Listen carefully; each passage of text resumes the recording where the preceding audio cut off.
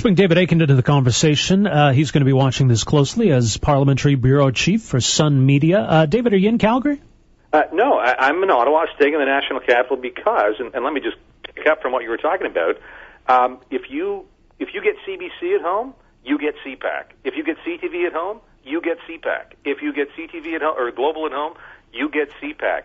So CPAC is everywhere. Honest to God, folks, you're right. It stands for the Public Affairs Channel, and I've been watching it like crazy. I do 8 hours of CPAC a day, trying to watch all the campaigns as they've been going all across the country. And I'll be watching CPAC again tonight for the debate. But I'll be typing and tweeting from the nation's capital. What are you going to be typing and tweeting? Are you going to be calling BS on some of the claims that are made by some of the politicians here? Well, yeah, I mean, I think a lot of reporters, I'm going to be one of them, that is going to be saying, listen, when this guy says that or that guy says this, what is the data? And, in fact, I'm preparing a whole lot of stuff for my blog, and I'll tweet it out later, about some of the basic data points. Today in the Calgary Sun, I've got some basic facts, a clip and save kind of column about how are we doing on jobs? How are we doing on the deficit? How are we doing on GDP growth? And I think the bottom line, as you go into this debate tonight, you're going to hear Stephen Harper boast about what a great job he's done with the economy. And that boast works to a degree over the life of his government. And I'm talking going back to 2006 when he was elected. He's got a lot to boast about. Canada did come out of the recession 08-09 faster, better, stronger than any of its peers, better than the U.S., the U.K., France, you name it. Lots of quick job creation, and a lot of that, you can say, is because of the work that his government did. That's 08-09. How's it been going recently, though? Probably not as good as it could be. Things are a little bit slow. So my point, if you're listening to Harp tonight, things have been good overall recently, a little slow. The other guys, of course, are going to say, oh, my God, this is the worst thing since sliced bread. While Karen Trudeau are going to say Harper's been just the worst for the economy. And, I think their claims have to be taken just as Harper's does with a bit of grain of salt. As I mentioned, things are, over in the entire country, pretty good or not bad. In Alberta, well, of course, in Alberta, we got a little bit of a story. We saw some new data out today that shows employment insurance claims spiked nationally, really spiked in Alberta. And why is that? Is that the fault of Stephen Harper? Well, Karen Trudeau will say so. Is that the fault of Rachel Notley? Harper is going to say it's the fault of Rachel Notley.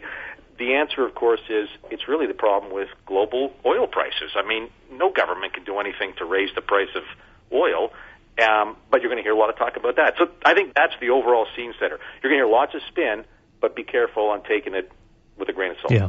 Well, tell you what, if you're playing a drinking game tonight, don't use the word recession.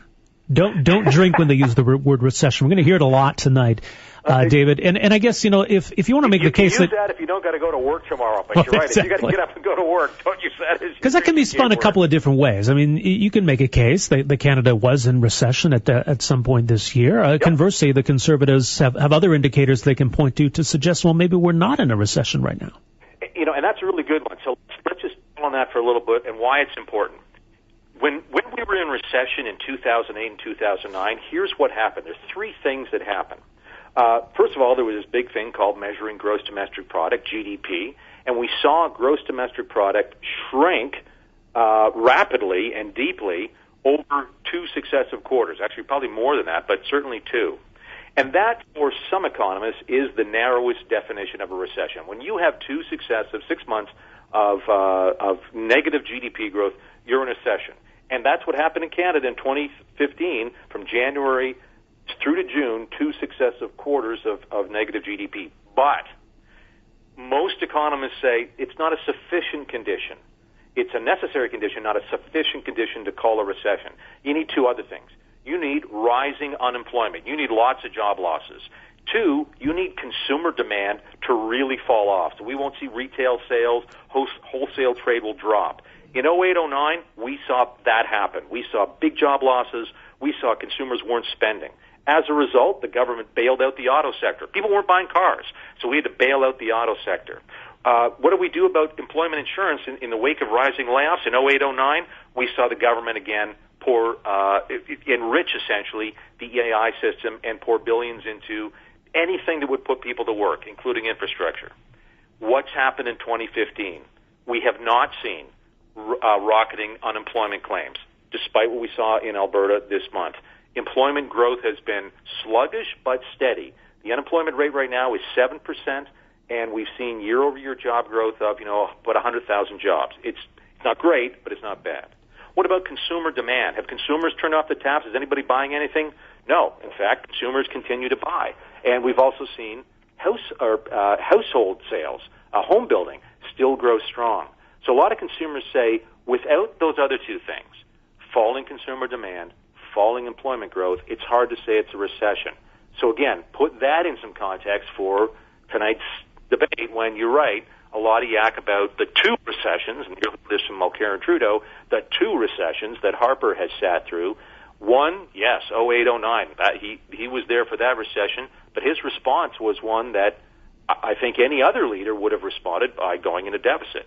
Is he in recession right now? There'll be some argument about that, but it's certainly not the kind of recession we saw last time. Yeah, I do sort of like how tucked into that rhetoric is this idea that if we'd had a different government, we would not have gone through that recession. Yeah, and that's baloney. That's 100% on the baloney meter kind of thing. You're right. Well, my bingo card for tonight has the following squares. The number of manufacturing jobs lost, that Stephen Harper has the worst jobs record since World War II. I've got a whole bunch of middle class squares as they pertain to playing election debate bingo tonight. Let me focus on that manufacturing jobs one for just a second, because Thomas Mulcair likes to point out that we've seen a lot of manufacturing jobs lost, and I think about it in two ways. One, he's trying to identify a block of voters. People who work in the manufacturing sector, we're the place that you want to park your vote. But the other thing is, and we talked to a bigwig in the manufacturing sector who said, look, these jobs, manufacturing jobs, that's a categorization, a classification that StatsCan comes up with. If people leave a good job to go to a better job that's outside the sector or serves this sector, it's no longer a manufacturing job. So when Thomas Mulcair trots this line out, is he being disingenuous? Yeah, well, without the context, yes, I guess you could say so. Any politician that just picks on one stat without putting it in context is going to be disingenuous, I think, by definition. It's true. The manufacturing sector, however you want to measure it, there's fewer people in Canada now working in manufacturing than there were a year ago, 2 years ago, 5 years ago. But overall jobs are up. Net new full-time jobs are up substantially. Just you go back a year, 2 years, back to the last election. I'm just putting together a big post for my blog on this to get into those numbers. So just as manufacturing's down, and those are great, good-paying jobs, blah, blah, blah, all sorts of other good-paying jobs in chemistry, in engineering, in scientific, technical sort of occupations, finance, insurance, real estate. There's all sorts of other areas where people can get good jobs that pay well that are up. So, again, you have to look at a changing Canadian economy, and it's an economy that's been changing for a generation as we shifted from the old kind of going to the plant, and punching the clock and stamping out stuff in the tool and die place to a much more value-added, services-oriented economy. Our services sector, StatsCan says, doing very well. We've seen growth of about 2.5% in our services sector. In the goods-producing sector, that includes energy production, manufacturing, it's been slower, but service has been good. So it sort of depends where you're going. I want to quote just quickly on this one. The guys at TD Bank, the economists, took a look at the latest stats on our manufacturing sales, and this was out yesterday. So yesterday we saw that in the third quarter this year, manufacturing sales rose by 1.7%. That's not a lot, but for economists, a 1.7% increase gets them really excited. That's a big deal for 1 month. So and I'm quoting right now from the TD Bank economists, going forward, the outlook for the manufacturing sector remains quite bright. If I was Stephen Harper, I might seize on that line. Right. But Mulcair is going to try and paint things as all doom and gloom in manufacturing. They're not. They've been bad. They're getting better. Of course, the New Democrats, David, just released some figures this week around their platform. A lot of questions and seemingly some holes in that. Are we likely to see a lot of the party leaders sort of picking apart the platforms of their rivals? I hope so. David Walmsley is the editor-in-chief of the Globe and Mail, and he is the moderator for the debate tonight. David, I used to work with David. We were both day oneers of the National Post, and I hope to goodness that he does make sure that the leaders focus in on that. And really, I think one of you mentioned at the beginning of this chat that governments, quote, can't create jobs. Quite right. But governments can control their own, quote, fiscal framework, and on that particular issue, we do have some differences, and that is this, and I think we've all seen this. Harper has balanced the budget, balanced it early in last fiscal year, is running a surplus right now. There are some who say that he'll be in deficit by the end of this year. Fine, let's have that argument about whose assumptions, but the fact is, right now, the Harper government is in surplus. Thomas Mulcair and the NDP tabled their plan yesterday. What are they saying?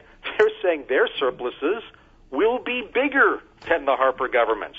They use some of the Harper government's own assumptions, and they do some, we're going to grab a corporate tax here, we're going to shut a tax hole loophole here, and the Mulcair gang say our surpluses will be bigger. They will not be going into deficits. The Liberals, on the other hand, say both you Conservatives and NDP are for it. We're going to be in deficit, so Trudeau's going to make that argument. And as we all know, the Liberals have said, to heck with balancing the budgets. We're going to run deficits for the next 3 years. And the question, I think, that's still unanswered for the Liberals is they plan to run deficits of $10 billion a year. What do you get for that $10 billion? Do you really increase the economy by any substantial amount? Can governments create jobs? And $10 billion a year in a $250 billion budget is not a whole lot of money. When Harper spent back in 08-09, when we had that big recession, the deficit was $50 billion for 1 year. And any economists I've seen say that nudged the dial by about 0.5% of GDP. So $50 billion got us 0.5%. In this case, Trudeau's saying, I'm going to spend $10 billion a year. What does that get us? And in any event, the problems, I keep coming back now, is not shrinking consumer demand, is not massive layoffs. It's the price of oil. Yeah. So does Justin Trudeau really think spending $10 billion a year or borrowing it will improve the price of oil? I'd like to see perhaps him get challenged on that particular claim. David, only about a minute left, but I wanted to ask you because Stephen Harper is definitely going to be talking about the $1.9 billion surplus that he's put up. Everything's just fine with this economy. And his opponents are going to say, yeah, but you got that by underspending. What's the truth here? No, he didn't. And the numbers are pretty clear. That was a result, that $1.9 billion surplus, mostly of better than expected tax receipts, which is a sign of a growing economy. But it's true. There was or will be about $8 billion that was, quote, unspent in the last fiscal year. But is that unusual? No. The year before that, there was about $6 or $7 billion unspent. Harper's had as much as $10 billion unspent. Back in the Martin years, it'd be $6 or $7 billion unspent in every year. This is an entirely normal part of the budgeting process. We give you $100 to go and meet your objectives, whatever it is, you government department. And if you come back and say, you know what, I only needed $98 to do what you told me to do, then that's $2 unspent. And that's a normal part of the budgeting process, a prudent part of the budgeting process. So don't be falling into this trap. You're going to hear tonight, oh, it's on the backs of veterans, it's on the backs of seniors, it's on the backs of Aboriginal Canadians. Mm-hmm. Because the fact is, spending on seniors was actually up last year. Spending on veterans was actually up last year, and spending on Aboriginal affairs was up by $1 billion last year. Those are the facts. It's right there in the Finance Canada, Auditor General signed off financial statements. Yes, there was money left on the table, but that is entirely normal and is done every single year. Good stuff. David Akin, we miss you on TV. Love you in the paper. Hey, thanks, man. All right. Thank you very much for your time today. People will follow you during the debate tonight on your Twitter feed at David Akin. Roger Kincaid and Rob Breckenridge.